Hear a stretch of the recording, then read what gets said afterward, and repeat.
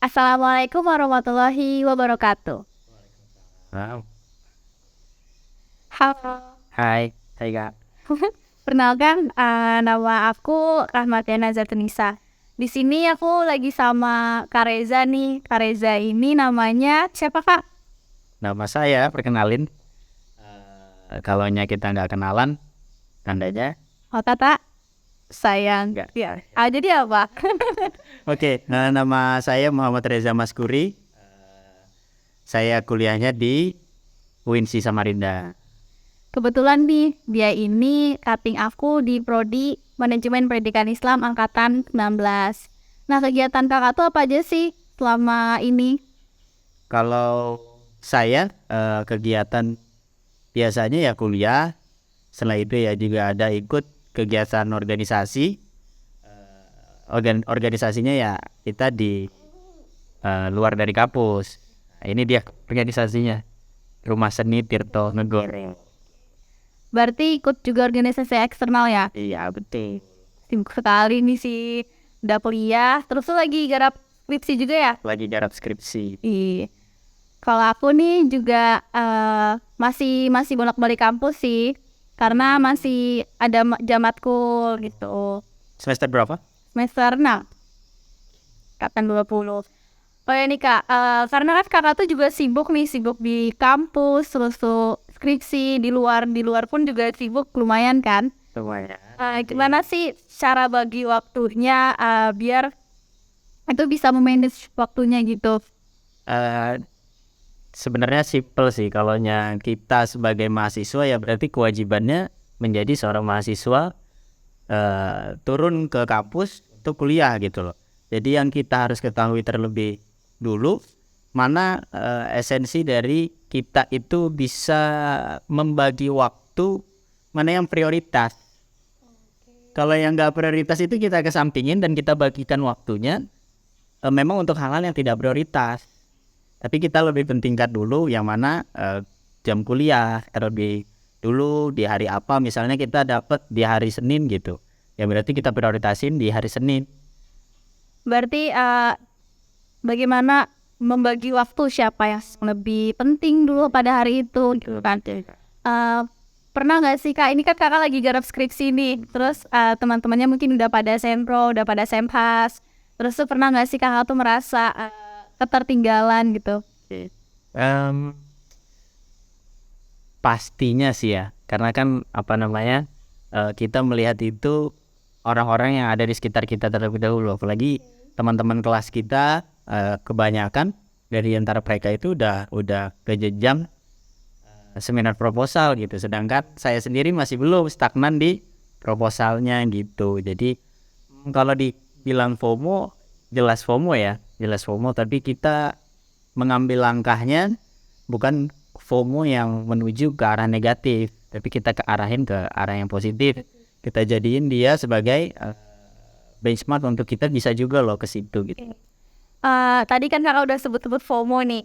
FOMO kan teman-teman mungkin pada bingung FOMO tuh apa. Oh ya, aku nggak tahu nih, FOMO itu fear of missing out. Jadi bisa nggak kakak jelasin FOMO tuh apa? Sedikit sih ya kalau yang saya tahu tuh dari FOMO, fear out missing, fear of missing out. Fear of missing out. Ya gitu deh. Jadi sebenarnya kan rasa ketakutan yang muncul dari diri kita melihat kondisi di sekitar.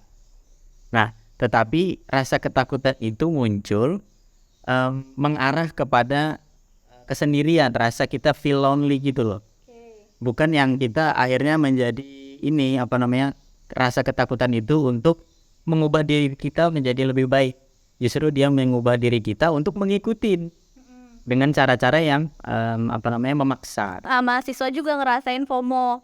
FOMO itu mahasiswa tuh juga dia tuh kurang menganalisis apa yang dia lakukan, dan dia tuh terlalu main sosmed banget, ngeliat teman-temannya udah pada sefro, udah pada semha, sudah punya kegiatan yang ini dan lain-lain gitu. Dampaknya juga sangat negatif dan sangat kasihan gitu kalau misalnya kita terperangkap di situ.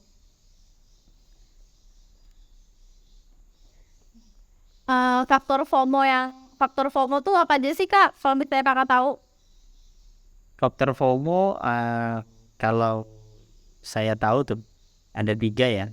Pertama, informasi dari sosial media itu kan kita bisa akses sangat mudah gitu.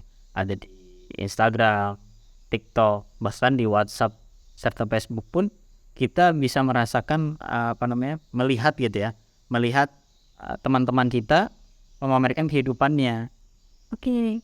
Apalagi TikTok itu sangat cepat banget informasi yang ini. Belum lagi itu berita fakta kah, hoax kah, dan pasti teman-teman juga ngerasa kayak kalau misalnya lihat kalau Instagram nih apalagi di Instastory atau di feed Instagram tuh paling kayak lihat teman-temannya ada kegiatan ini, kegiatan itu, waktu kayak wah ini aku harus kayak gini. Terkadang kan kayak gitu mahasiswa. Terus apalagi sih Kak? Terus Selain sosial media. tadi kan udah saya jelasin tuh ada film ini tadi, rasa kesendirian, kesepian dari diri kita. Nah, itu diakibatkan kita itu kurangnya pergaulan di lingkungan sekitar kita gitu. Jadi ngerasa bahwa diri kita itu selalu tertinggal, padahal enggak juga. Itu aja sih. Jadi semakin banyak kita melihat ataupun berdiskusi dengan orang lain, berarti kita akan merasa sedikit lebih diuntungkan, tidak merasa kesendirian itu. Lalu apalagi Kak? Selain rasa kesepian dan sosmed itu. Itu aja sih kalau saya rasa. Karena kan yang paling penting itu kita, kalau FOMO itu muncul ya karena dari sosial media itu yang paling utama. Faktor lingkungan tuh juga termasuk nggak Pak? Pastinya, karena faktor lingkungan itu mempengaruhi kita. Pada saat kita tidak berinteraksi gitu dengan lingkungan kita, akhirnya kita merasa sendiri. Terus kita buka sosial media gitu, sosial media ngeliatin, wah ada yang lebih ini nih, kehidupannya lebih hedonis gitu ya, hedonis. Akhirnya kita yang tidak terlalu hedonis ikut dengan cara yang memaksa. Apalagi kalau misalnya lingkungan keluarganya juga sangat tidak mendukung, ibaratnya dia broken home, terus itu dia dituntut untuk ini itu, jadi dia kayak melampiaskan itu dengan cara main sosmed, terus ngeliat teman-temannya. Ya itu sih faktor-faktor FOMO gitu ya. Selanjutnya ada nggak sih Kak ciri-ciri orang-orang yang mengalami FOMO ini? Tadi kan udah gara-gara sosmed, sosial, dan lingkungan nih faktor utamanya. Terus ciri-ciri seseorang mengalami FOMO nih seperti apa? Oke, ciri-cirinya ya, ciri-ciri orangnya yang pertama ya, mereka itu takut kehilangan informasi gitu, tertinggal informasi dari teman-temannya yang lain.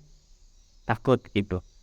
Nggak update sih kalau kata anak-anak muda gitu ya, kurang update nih kitanya gitu. Jadi akhirnya kita melihat ke sosial media itu yang update dan kita ikutin gaya-gaya tersebut gitu.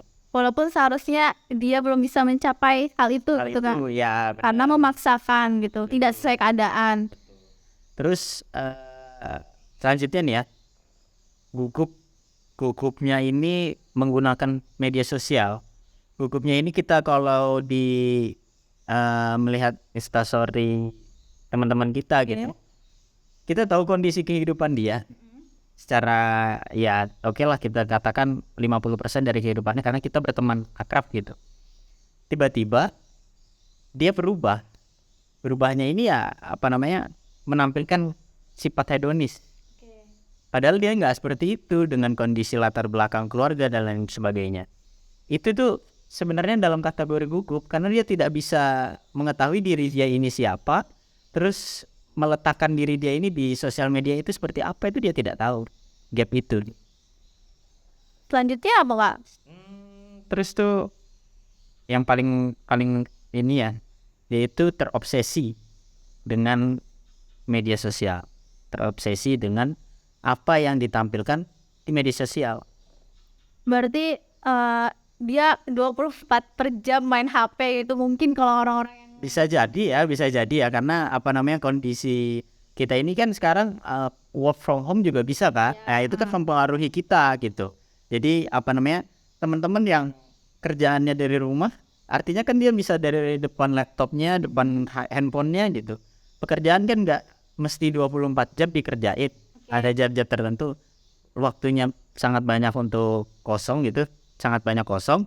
Akhirnya kesempatan untuk melihat media sosial itu jauh lebih banyak. Berarti ciri-ciri orang yang mengalami FOMO tuh ya karena sosial media, terus tuh dia terobsesi dan gugup melihat keadaan sosial media itu. Seharusnya seseorang yang mengalami FOMO ini dia bisa memfilter gitu ya kan? Memfilter apa yang harusnya tuh nggak jadi konsumsi publik gitu juga. Nah tadi kan udah dijelasin nih ciri-ciri orang yang mengalami FOMO. Ada nggak sih Kak dampak negatif FOMO itu apa? Oke, dampak negatifnya nih ya, meningkatkan resiko terjadinya masalah psikologis dalam dirinya. Psikologisnya itu ya kesepian, kecemasan, akhirnya menimbulkan rasa stres. Terus mengganggu produktivitas dia. Misalnya dia mahasiswa gitu atau dia pekerja gitu ya. Produktivitas dia menjadi seseorang yang dia lakukan seperti biasanya itu akan berkurang gitu. Apalagi terkadang mahasiswa itu baca scroll Twitter atau Instagram tuh kan, dia tuh ada kan misalnya psikologis kalau misalnya dia ngerasa anxiety atau dan lain-lain, itu kan terkadang juga orang yang menggunakan sosmed tuh nggak bisa membaca apa yang dia ini dibaca. Oh ini Kak, tadi kan udah dijelasin ciri-ciri seseorang yang mengalami FOMO, dampak negatif FOMO. Kakak sendiri pernah nggak sih ngerasain hal itu?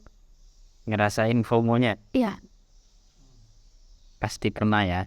Karena namanya lingkungan sekitar kita itu kan akhirnya mendorong kita untuk melihat proses mereka.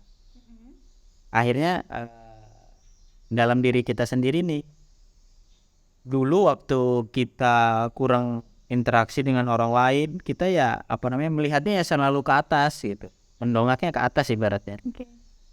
Dan kita terobsesi untuk itu. Nah, caranya kita mengatasinya ini kan dari dalam diri kita dulu. Iya. Baru kita bisa melakukan filterisasi terhadap apa yang kita lihat. Tadi kan kakak udah bilang dulu itu pernah mengalami FOMO. Nah, cara mengatasi kakak FOMO tuh gimana sih? Oke, yang paling penting ya, kita itu tetap di jalur produktivitas kita. Kita misalnya pekerja gitu atau mahasiswa, fokus ke sana, kurangin waktu media sosial kita, bermedia sosial kita dikurangin. Kalaupun tetap ada waktu kosong, waktu luang gitu, kita isi dengan hal-hal yang negatif, dengan hal-hal yang positif. gitu. Namanya bulan puasa kan kita merokok. Hal-hal yang positif, jadi bisa berorganisasi, ataupun kita bisa saja nggak masuk organisasi tersebut, tapi kita interaksi dengan teman-teman kita yang sama-sama berkualitas. Iya, sama-sama berkualitas. Terkadang teman itu juga mempengaruhi ya Kak. Mempengaruhi banget pastinya, karena zaman sekarang itu kalau kita nggak berteman, justru kita ketertinggalan apapun gitu kan, itu nggak baik juga. Justru kita berteman. Apalagi kalau misalnya punya teman yang bawaannya pengen nongki, terus nggak ada pembicaraan untuk masa depan tuh juga sangat mempengaruhi gitu kan. Bener-bener banget. Jadi kalaupun kita mau nongki ya di tempat tempat yang seperti apa gitu, terserah kan, anak teman-teman gitu. Yang jelas dalam kita berkumpul itu tetap diselipin gitu loh pembahasan yang membuat kita maju gitu, buat kita terbuka dari sudut pandang pribadi ataupun sudut pandang secara keilmuan. Nah selain itu apa Kak mengatasinya?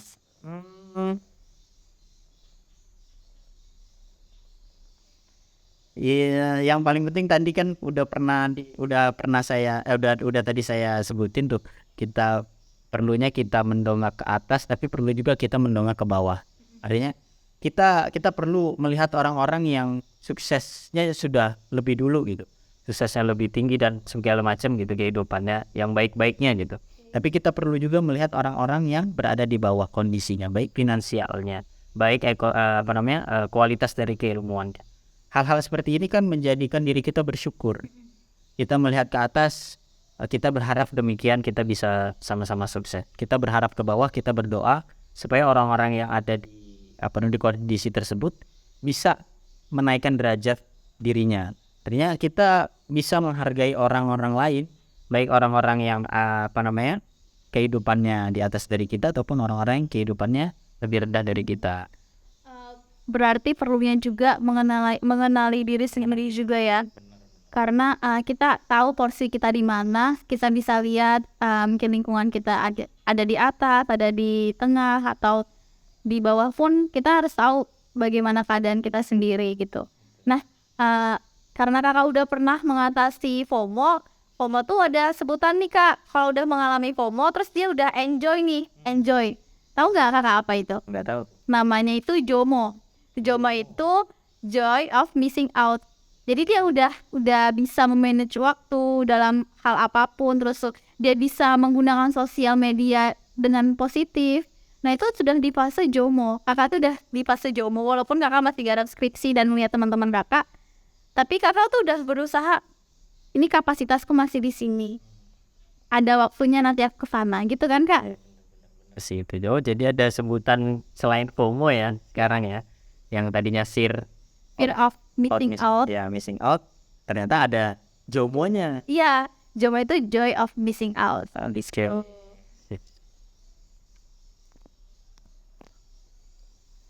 Nah, makasih kak udah mau sharing tentang perkuliahan, tentang keresahan di hati atas ketertinggalan. Oke kak, makasih ya kak udah mau sharing nih sama aku, apalagi aku juga mau memasuki dunia skripsi nih kan. Skripsi ya. Terima kasih kak untuk sharing-sharing, jadi aku bisa mengatasi FOMO tuh bagaimana gitu kan. Oke, makasih juga kak ya. Ya. Dadah. Sampai jumpa. Wassalamualaikum warahmatullahi wabarakatuh.